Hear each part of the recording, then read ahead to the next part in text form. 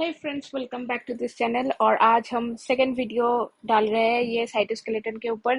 पिछले वीडियो में हमने क्या देखा, व्हाट इज साइटोस्केलेटन, कितने सारे फिलामेंट्स है, माइक्रोफिलामेंट्स या एक्टिन फिलामेंट्स के बारे में हमने देखा, उसके बहुत सारे पॉइंट्स, इंपॉर्टेंट पॉइंट्स के बारे में हमने देखा। हमने डिस्कस किया assembly and organization of actin filaments के बारे में। और आज एक बहुत इंपॉर्टेंट टॉपिक आ रहा है जो है ट्रेडमिलिंग ऑफ एक्टिन। देखिए, ट्रेडमिल तो हम सबने शायद जिंदगी में एक बार चला होगा। ट्रेडमिल में वो क्या होता है, एक बेल्ट रहता है और ये एक एक यहाँ पे एक इंजन जैसा रहता है। एक बेल्ट आता है और ये बेल्ट यहाँ पे चल के ऐसे फिर से ये सर्कुलर वे में चलता रहता है, ऐसे ऐसे ही चलता है। यही है ट्रेडमिलिंग, ठीक है। यहाँ पे उसका इंजन होता है, मशीन होता है और इसके ऊपर हम लोग चलते रहते हैं, ठीक है। इसके ऊपर चलते रहते हैं हम लोग।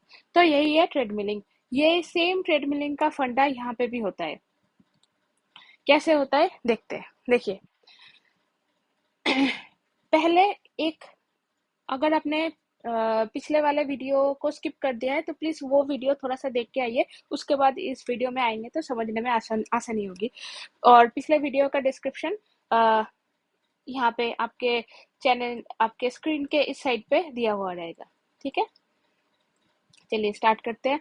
तो एक्टिन, जब हमने जी एक्टिन या फिर ग्लोबुलर एक्टिन के बारे में देखा है, तब हमने देखा है कि इसका दो पार्ट है, दो एंड है। एक तो है पॉइंटेड एंड और दूसरा है बार्ब्ड एंड, ठीक है।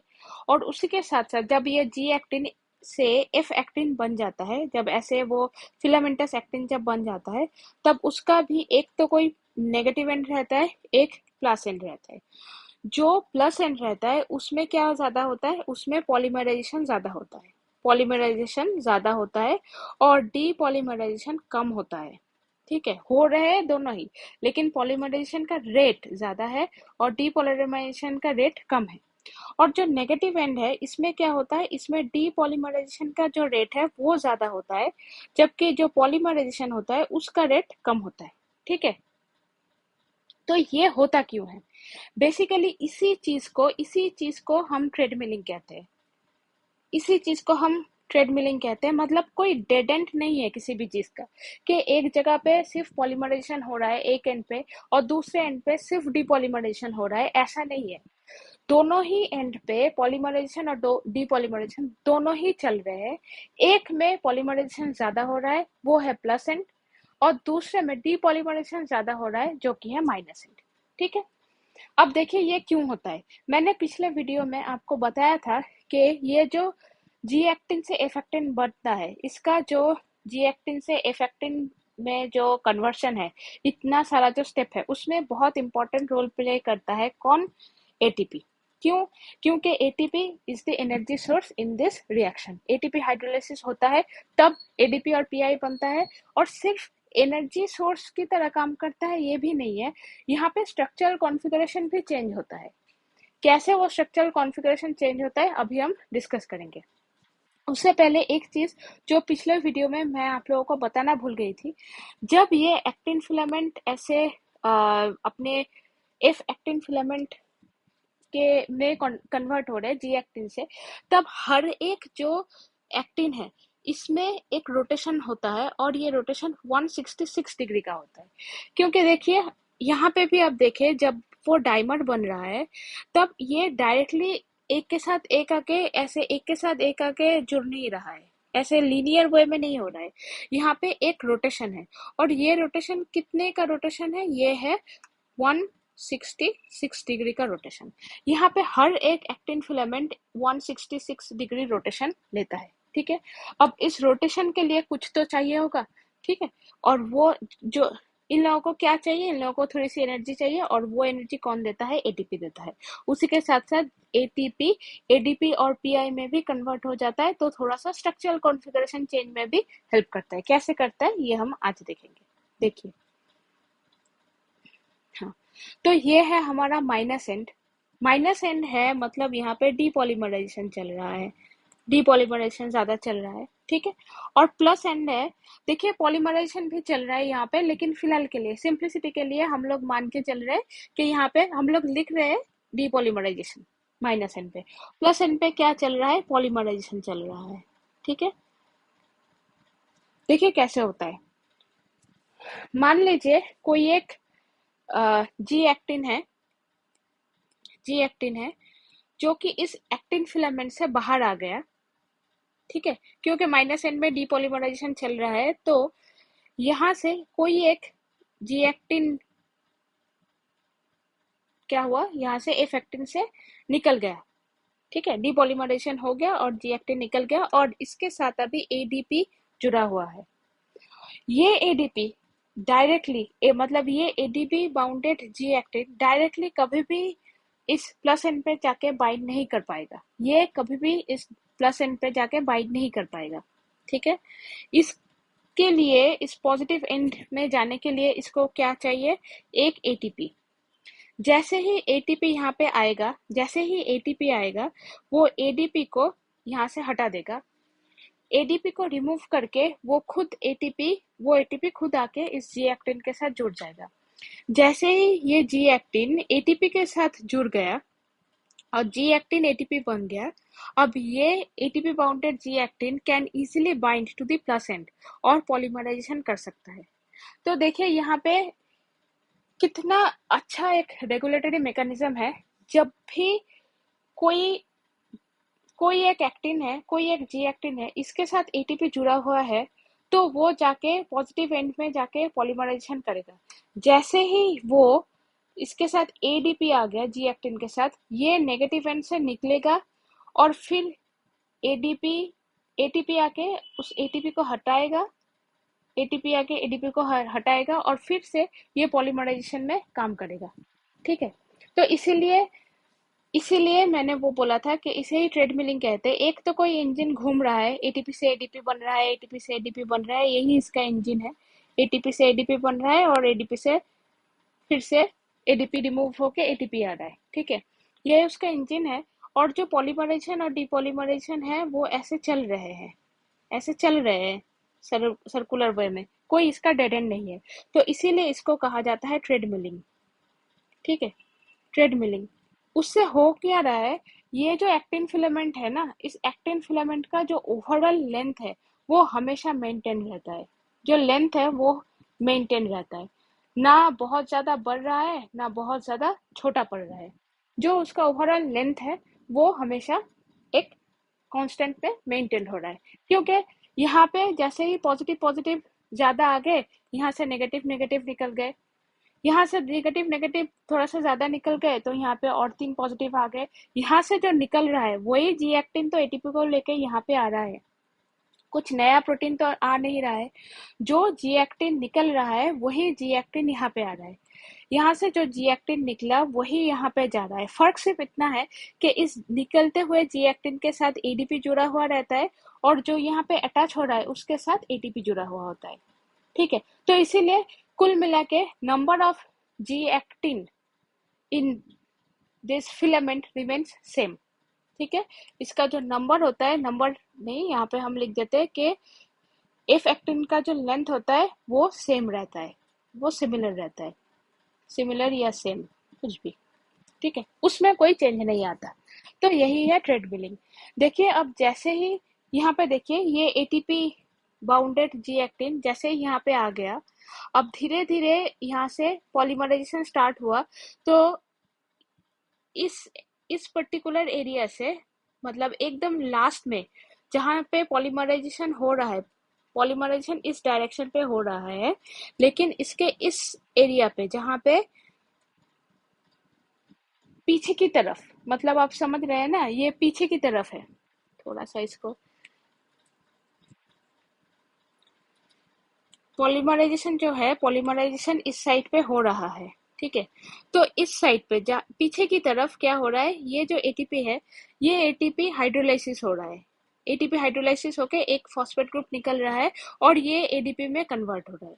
तो जितना ATP ATP bound G actin जितना इस साइड पे जाएगा, उसके उसका जो एटीपी है वो एटीपी एडीपी में कन्वर्ट हो जाए, इसका प्रोबेबिलिटी उतना ज्यादा बढ़ेगा। जितना वो इस साइड पे है उतना वो तो एटीपी के साथ ही जुड़ा हुआ है। जैसे ही वो धीरे धीरे इस साइड पे जा रहा है, मतलब यहाँ पे और भी लेंथ एक्सटेंड हो रहा है, अब जी एक्टिन एटीपी यहाँ पे आके बाइंड हो रहा है, तो यहाँ से यहाँ पे जो एटीपी है वो एटीपी हाइड्रोलाइसिस होके एक फॉस्फेट ग्रुप को निकाल देगा और एडीपी बन जाएगा, एडीपी जी एक्टिन बन जाएगा, और वही एडीपी जी एक्टिन फिर धीरे धीरे बाहर निकल जाएगा। ठीक है, तो ये एक साइक्लिक वे में चल रहा है। होप आपको ये समझ में आ गया। तो यही है ट्रेडमिलिंग। और यहाँ पे किस चीज का काम करता है? Why treadmilling is so important? Treadmilling is important because this is critical in regulating the structure and function of actin filaments. जैसे कि मैंने कहा कि ये जो लेंथ है, ये लेंथ बहुत इंपॉर्टेंट है, क्योंकि सेल का अपना एक डायमीटर है। अगर मान लीजिए एक्टिन फिलामेंट सेल से भी ज्यादा लंबा हो गया तो क्या ये ठीक होगा? नहीं। तो इसीलिए एक्टिन फिलामेंट्स का स्ट्रक्चर, एक्टिन फिलामेंट्स का शेप, सब कुछ मेंटेन रहना बहुत जरूरी है। क्यों? क्योंकि ताकि अगर शेप और स्ट्रक्चर एक्टिन फिलामेंट्स का सही रहे तब जाके वो ठीक ठाक फंक्शन कर पाएगा, जो कि सेल के लिए बहुत इंपॉर्टेंट है। तो इसे हम कहते हैं ट्रेडमिलिंग ऑफ एक्टिन।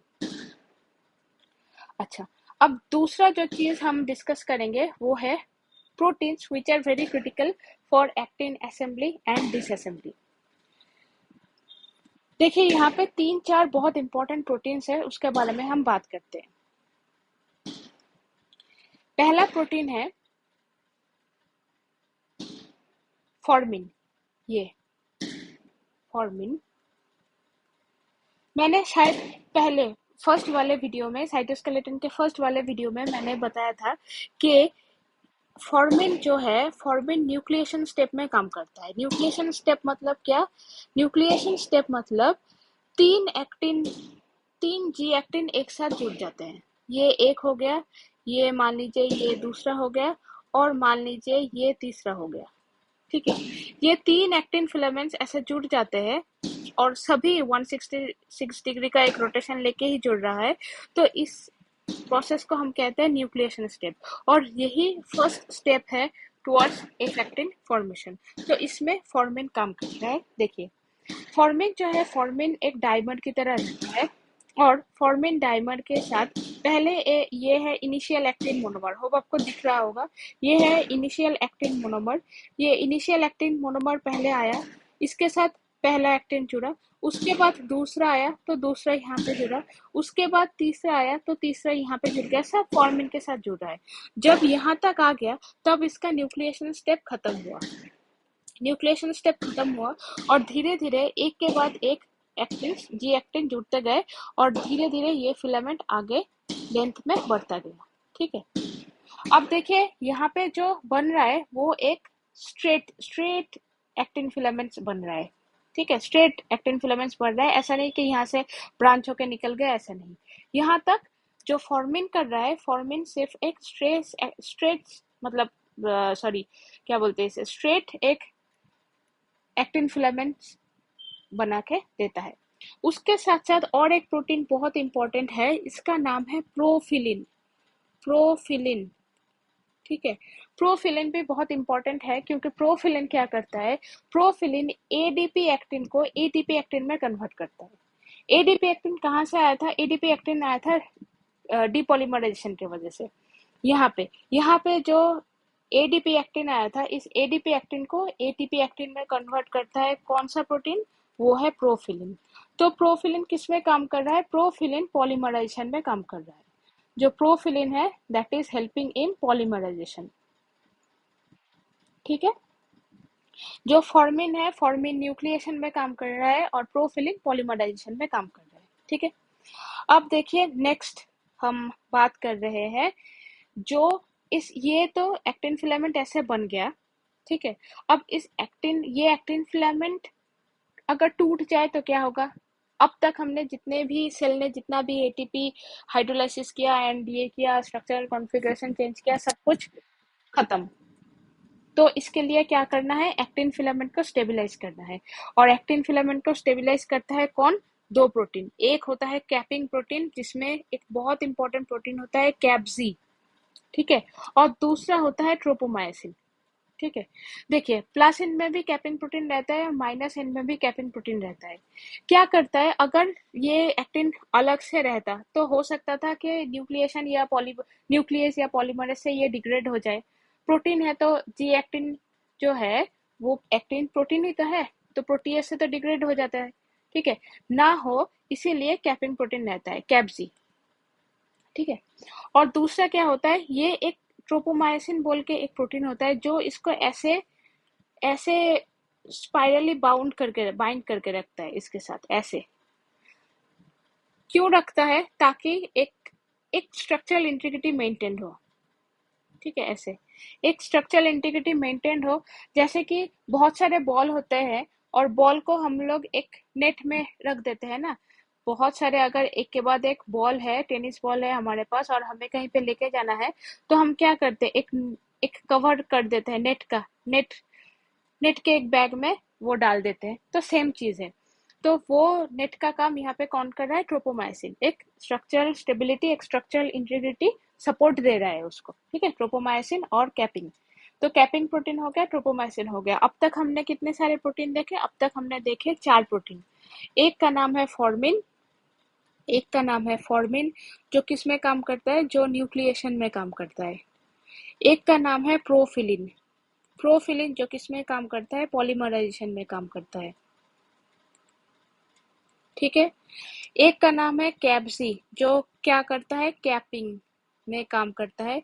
एक का नाम है ट्रोपोमायोसिन, ट्रोपोमायोसिन जो क्या करता है, स्टेबिलिटी देता है एक्टिन फिलामेंट्स को। ठीक है, ये 4 के बारे में हमने बात कर लिया। बहुत इंपॉर्टेंट है ये प्रोटीन्स के नाम और क्या करते हैं, ये स्टेप्स बहुत इंपॉर्टेंट है। ठीक है, नेक्स्ट हम बात करते हैं एक दूसरे प्रोटीन के बारे में जिसे हम कहते हैं ARP23। ARP23, ARP का मतलब actin related protein, actin related protein 23। मैंने इस स्टेप में बताया कि फॉर्मिन जो एफ एक्टिन बना रहा है, ये हमेशा एक स्ट्रेट एक ऐसा एक इफेक्टिन बना सकता है फॉर्मिन, लेकिन इसमें ब्रांचिंग भी तो चाहिए। अगर ब्रांचिंग ना हो तो एक सेल में नेटवर्क है साइटोस्केलेटन का, तो वो एक्टिन फिलामेंट्स का नेटवर्क कैसे बनेगा अगर ब्रांचिंग ही ना हो तो। ठीक है, तो इसका काम करता है, इस ब्रांचिंग का काम करता है ARP23। कैसे करता है देखिए, ये तो है माइनस एंड, ये है प्लस एंड। यहाँ पे आके एटीपी एक्टिन जो है यहाँ पे आके जुड़ रहा था। ठीक, यहाँ पे कौन सा प्रोटीन आ गया, ARP23। ARP23 यहाँ पे आ गया और ये इस प्लस एंड के यहाँ पे जुड़ जाता है, इस साइड पे प्लस एंड के यहाँ पे जैसे ही जुड़ गया तो यहाँ पे एक नया पॉजिटिव एंड बन जाता है। जैसे यहाँ पे एक नया पॉजिटिव एंड बन जाता है, अब ये जो एटीपी एक्टिन है यहाँ पे भी जुड़ रहा है और यहाँ पे भी जुड़ रहा है, यहाँ पे भी जुड़ रहा है और यहाँ पे भी जुड़ रहा है। तो क्या हो रहा है, एक तो एफ एक्टिन ऐसे इलांगेट हो रहा है और वहीं से इस तरह से एक ब्रांच भी निकल के आ रहा है। तो ARP23 क्या करता है, यहाँ पे और एक लिख देते हैं हम, हमने पढ़ा ARP23 के बारे में जो ब्रांचिंग में हेल्प करता है। ठीक, ब्रांचिंग में हेल्प करता है। इतना आपको समझ में आ गया है, तो हम आगे चलते हैं। जो हमने पहले बात किया था एक्टिन बाइंडिंग प्रोटीन के बारे में, actin binding protein. Actin binding protein क्या करता है, दो एक्टिन को एक साथ जुड़ेगा। ठीक है, मान लीजिए ये एक एक्टिन फिलामेंट है और ये दूसरा एक्टिन फिलामेंट है, तो कोई ऐसा प्रोटीन रहना चाहिए जो दोनों को एक साथ जोड़े और नेटवर्क फॉर्मेशन में हेल्प करे। और ये एक्टिन बाइंडिंग प्रोटीन क्या करता है, दो टाइप के नेटवर्क बनाता है, मतलब एसोसिएशन बनाता है ऑफ एक्टिन फिलामेंट्स। एक तो है बंडल, जहाँ पे ऐसे ऐसे पैरेलल एक्टिन जो है, ये पैरेलल एक्टिन फिलामेंट्स एक साथ जुड़ जाते हैं, किसके मदद से, क्रॉस लिंकिंग प्रोटीन के मदद से। ये है क्रॉस लिंकिंग प्रोटीन, ये है एक्टिन फिलामेंट्स, एकदम पैरेलल स्ट्रेट ऐसे एक्टिन फिलामेंट्स है और बीच में क्रॉस लिंकिंग प्रोटीन है, ऐसे। ठीक है, और दूसरा होता है जो कि नेटवर्क बनाता है, यहाँ पे क्रॉस लिंकिंग प्रोटीन का स्ट्रक्चर देखिए और यहाँ पे क्रॉस लिंकिंग प्रोटीन का स्ट्रक्चर देखिए। यहाँ का जो प्रोटीन है वो सिंपल ग्लोब्यूलर टाइप का स्ट्रक्चर होता है, एकदम सिंपल फॉर्म। यहाँ का जो क्रॉस लिंकिंग प्रोटीन है वो क्या करता है, मान लीजिए यहाँ से एक एक्टिन फिलामेंट जा रहा है और यहाँ से एक एक्टिन फिलामेंट आ रहा है, ये क्या करता है, इन दोनों को एक साथ जोड़ देता है इस तरीके से। ठीक है, मान लीजिए दोनों हाईवे को किसी ने जोड़ दिया, तो ये होता है क्रॉस लिंकिंग प्रोटीन का स्ट्रक्चर जब वो नेटवर्क फॉर्मेशन करता है। थोड़ा सा कॉम्प्लेक्स स्ट्रक्चर होता है। और जो हमारा बंडल फॉर्मेशन करता है उसका तो स्ट्रक्चर एकदम सिंपल, स्मॉल, छोटा सा, गोल, सर्कुलर। ठीक है, और इसका थोड़ा सा ऐसे वाई शेप्ड होता है। ठीक है, नेटवर्क फॉर्मेशन के लिए, लेकिन दोनों ही है, क्रॉस लिंकिंग प्रोटीन ही है दोनों। दोनों ही दो एक्टिन फिलामेंट्स को एक साथ जोड़ेगा। अब नेक्स्ट एक बहुत इंपॉर्टेंट प्रोटीन है जो है कोफिलिन। देखिए, कंफ्यूज नहीं होना है, प्रोफिलिन जो है प्रोफिलिन पॉलीमराइजेशन में काम करता है, पी याद रहेगा। कोफिलिन जो है, कोफिलिन एक, मान लीजिए ऐसा एक लंबा एक्टिन फिलामेंट है और उस एक्टिन फिलामेंट के बीच में कहीं पे आके ये कोफिलिन जुड़ जाता है। जैसे ये जुड़ गया, यहाँ से ये कट कर देगा, यहाँ से करेगा ये कट। तो जैसे ही ये कट हुआ, ये तो माइनस एंड था, ये प्लस एंड था। जैसे यहाँ पे एक कट हुआ, दो अलग अलग डिविजन हो गए, यहाँ पे माइनस एंड था तो यहाँ पे एक नया प्लस एंड आया, और यहाँ पे प्लस एंड था तो यहाँ से एक नया माइनस एंड हुआ। मतलब यहाँ से अब डीपॉलीमराइजेशन होगा और यहाँ पे क्या होगा, पॉलीमराइजेशन। ठीक है, तो यहाँ पे जो हम लिख रहे थे कि कौन सा प्रोटीन है, यहाँ पे हम और दो प्रोटीन के बारे में लिख देते हैं। ये कैपिंग प्रोटीन था, कैपसी। ठीक, और एक प्रोटीन के बारे में, दो प्रोटीन के बारे में लिख देते हैं। एक तो है क्रॉस लिंकिंग प्रोटीन जो कि एक्टिन बंडल बनाता है या फिर एक्टिन नेटवर्क बनाता है, A B actin bundle, A N actin network. और दूसरा होता है कोफिलिन जो इसको काट देता है, सीवर करता है, मतलब काट काट देता है। यहाँ पे एक कट फॉर्म करता है और कट के वजह से एक नया प्लस टेंड आता है और एक नया माइनस टेंड आता है। तो ये है कितने सारे प्रोटीन्स एक्टिन फॉर्मेशन और असेंबली में चाहिए, इसके बारे में। अच्छा, नेक्स्ट और एक प्रोटीन है जो कि एक्टिन के फंक्शनलिटी के लिए बहुत इंपॉर्टेंट है। दे आर कॉल्ड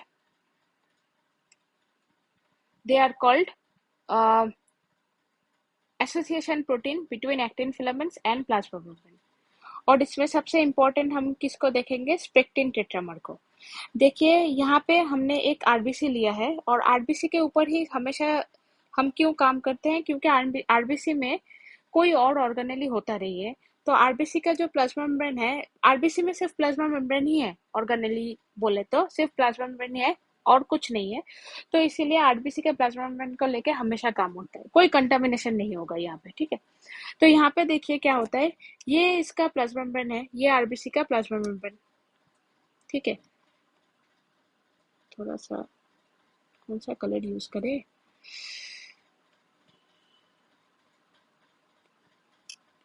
ये प्लाज्मा मेम्ब्रेन है आरबीसी का।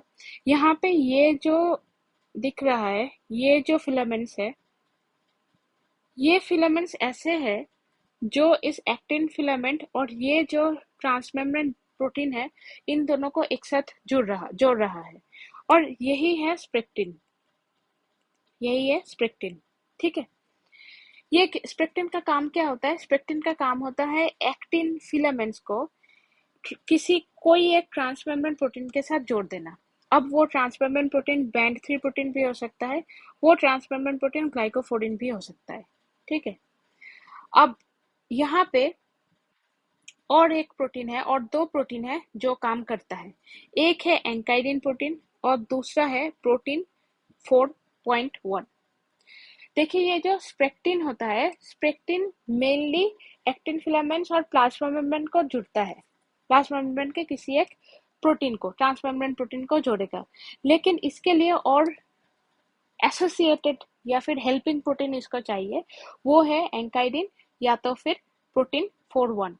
अगर प्रोटीन 4.1 के बारे में हम बात कर रहे हैं तो हमेशा याद रखिएगा कि ये जो ट्रांसमेम्ब्रेन प्रोटीन है वो होगा ग्लाइकोफोडिन, और अगर हम बैंड 3 के बारे में बात कर रहे हैं तो वो एसोसिएटेड डोमेन होगा हमेशा एंकाइडिन। तो अगर हम बात कर रहे हैं ग्लाइकोफोडिन के बारे में, ग्लाइकोफोरिन, एक्टिन। अगर इन दोनों में कॉम्बिनेशन बन रहा है तो यहाँ पे कौन कौन काम करेगा? एक तो स्पेक्टिन काम करेगा और उसके साथ काम करेगा प्रोटीन 4.1। ठीक है। और अगर हमने देखा कि बैंड 3 और एक्टिन में कनेक्शन बन रहा है तो यहाँ पे कौन काम करेगा? स्पेक्टिन तो काम करेगा ही, उसके साथ यहाँ पे काम करता है एंकाइडिन। ठीक है। अब ये जो स्पेक्टिन होता है ना, स्पेक्टिन प्रोटीन, ये जो हमने स्पेक्टिन प्रोटीन ऐसे फिलामेंट की तरह दिखाया है स्पेक्टिन प्रोटीन, ये स्पेक्टिन प्रोटीन एक्चुअली टेट्रामर होता है। ठीक है। यहाँ पे 2 ए चेन रहते हैं, यहाँ पे 2 ए चेन रहते हैं और 2 अल्फा चेन रहते हैं, मतलब 2 अल्फा चेन रहता है और 2 बीटा चेन रहता है। लेकिन देखिए इसका ऐसे नहीं है, अल्फा अल्फा बीटा बीटा ऐसे नहीं है। ये कैसे रहता है? अल्फा अल्फा बीटा बीटा, इस तरह से रहते हैं। ठीक है। यहाँ पे एक बीटा चेन है तो यहाँ पे एक बीटा चेन है, यहाँ पे एक अल्फा चेन है तो यहाँ पे एक अल्फा चेन है, और बीच में ये इन लोगों का कनेक्टेड डोमेन होता है। ठीक है। ये इन लोगों का कनेक्टेड डोमेन होता है, दोनों को एक साथ कनेक्ट करता है। तो ये हो गया हमारा हमारे सारे प्रोटीन्स जो एक्टिन एसोसिएशन, असेंबली, डिसअसेंबली, ये सब में काम करता है फॉर एक्टिन फिलामेंट्स। ठीक है। अब नेक्स्ट वीडियो में हम लोग मायोसिन के बारे में बात करेंगे जो एक्चुअली मोटर है फॉर दिस एक्टिन।